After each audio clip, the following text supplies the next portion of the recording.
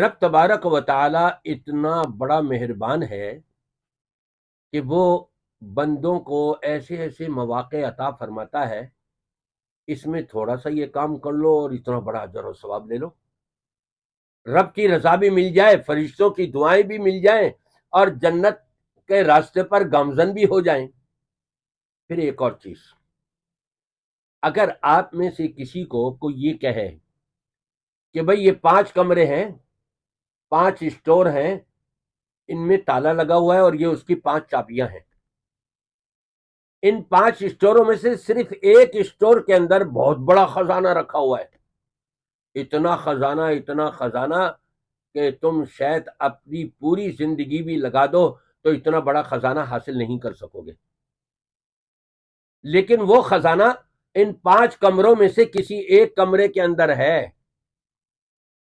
اب آپ کی مرضی ہے، آپ کو کتنے کمروں کی چابیاں چاہیے؟ ایک کمرے کی چابی کوئی لے لیتا ہے کہ ٹھیک ہے جی ایک کمرے کی چابی دے دیں، میری قسمت ہے، مل گیا مل گیا، نہیں ملا نہیں ملا، نہیں ملے گا۔ اچھا جی کسی نے کہا 2 کمرے کی چابی دے دیں، پھر بھی ممکن ہے کہ ان 2 کمروں کے اندر خزانہ نہ ہو اور کسی اور میں ہو۔ اچھا جی 3 کمروں کی چابیاں، مجھے 3 چابیاں دے دیں، پھر بھی ممکن ہے کہ اس کو وہ خزانہ نہ مل پائے۔ اچھا جی مجھے 4 کمروں کی چابیاں دے دیں، اب بھی ممکن ہے کہ 5ویں کمرے کے اندر خزانہ ہو اور جن 4 کمروں کی چابیاں اس کو ملی ہیں اسٹوروں کی وہ خالی پڑے ہوئے ہوں۔ لیکن جو شخص یہ کہے مجھے تو 5 چابیاں چاہیے 5 کمروں کی، میں تو 5 کمروں کی چابیاں لوں گا، 100% یقینی طور پر وہ خزانے کا مالک ہو جائے گا۔ اتنا بڑا خزانہ تم 1000 مہینے تک پل جھپکنے کی دیر اللہ کی معصیت اور نافرمانی نہ ہونے دو، اور عبادت ہی عبادت کرتے رہو، چھوٹی بڑی ظاہری باطنی عبادتوں پر عبادت ہے 1000 مہینے تک۔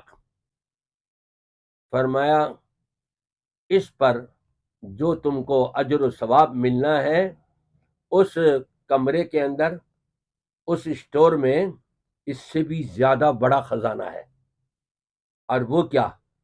رب تبارک و تعالی نے فرمایا لیلۃ القدر خیر من 1000 شہر، شب قدر جس کے بارے میں نبی پاک صلی اللہ علیہ وسلم فرماتے ہیں التمسوها فی العشر الاواخر، آخری عشرے کی طاق راتوں میں اس کو تلاش کرو، اور نبی کریم صلی اللہ علیہ وسلم بذات خود آخری عشرہ تمام کی تمام راتیں جاگا کرتے تھے۔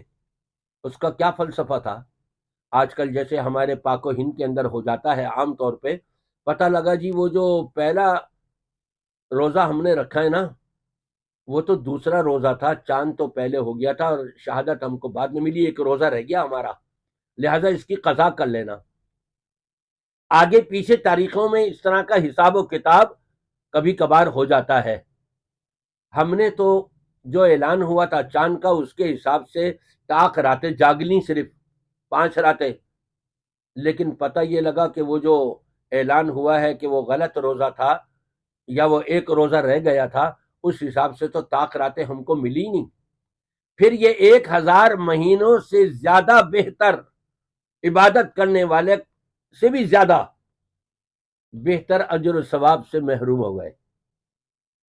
صرف 5 طاق راتوں میں نہیں، نبی کریم صلی اللہ علیہ وسلم کا جو عمل تھا 10 کی 10 راتیں آخری عشرہ پورا آپ جاگا کرتے تھے، ہم بھی جاگے اللہ کی عبادت کریں، نمازیں پڑھیں، اللہ سے معافی مانگیں، توبہ کریں، استغفار کریں، اور آئندہ گناہوں سے اپنے آپ کو بچانے کا عزم کریں پکا، اور آنکھوں سے آنسو کے قطرات بہا کر کے اللہ سے جب معافی مانگیں گے اور پھر رائی برابر بھی اگر آپ کا عمل ہوگا تو پہاڑوں سے بھی زیادہ بڑھ چڑھ کے اللہ تبارک و تعالی اجر و ثواب دینے پر قادر ہے۔ تو یہ راتیں اب آ رہی ہیں، یہ اب آج سے 21ویں شب شروع ہو جائے گی، اس کو ضائع نہ جانے دیں۔ آخری عشرہ پورا کا پورا جاگیں، 20واں روزہ ہے اور چاند ہوتے کے ساتھ ہی یہ 21ویں شب شروع ہو جائے گی۔ ان تمام طاق راتوں میں جاگیں، انشاءاللہ شب قدر مل جائے گی، رب نے فرمایا خیر من الف شہر، یہ نہیں فرمایا 1000 مہینوں کی ہوئی عبادت کے برابر ہے، اس سے بھی زیادہ بہتر ہے۔ کتنی بہتر یہ اللہ ہی جانتا ہے، نبی کو بھی نہیں بتایا اس سے زیادہ کتنی بہتر ہے۔ وہ شان والی جیسے ذات ہے، وہ بہتری بھی اسی شان والی بندوں کو عطا کرے گا۔ اس لیے کوشش کریں کہ آخری پورا عشرہ آپ جاگیں، لیکن جاگنا ایسا نہیں کہ آدھی رات تک ہوٹلوں میں بیٹھے رہے دوستوں کے ساتھ، اور آخر وقت میں سحری کے وقت میں آ کر کے مسجد میں کھٹاکھٹ 2 رکعتیں پڑھی اور گھر چلے گا۔ بیگم آج تو بڑی تھکان ہو رہی ہے، ذرا چائے پلا دو۔ بیگم بڑی فرسٹ کلاس چائے بنا کے لے کے آتی ہے، سوچ کے میرے شوہر نے آج تو بڑی اللہ کی عبادت کی ہوگی۔ یہ نہیں پتا کہ عبادت تو شیطان کی کرتے ہوئے یہ ہوٹلوں میں بیٹھ کر کے گپ شپ لگاتے رہے۔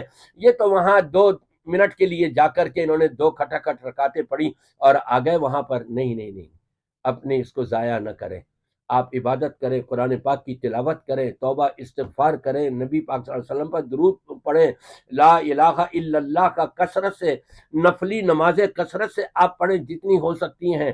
یہ جو بھی نیکی ہے اس میں کر سکتے ہیں، یہ گھروں میں بیٹھنے کی نہیں ہے، یہ مسجدوں میں آئیں اور آ کر کے وہاں پر اجتماعی عبادت کی ضرورت نہیں، انفرادی عبادت کریں۔ اللہ کو یہ بہت زیادہ پسند ہے۔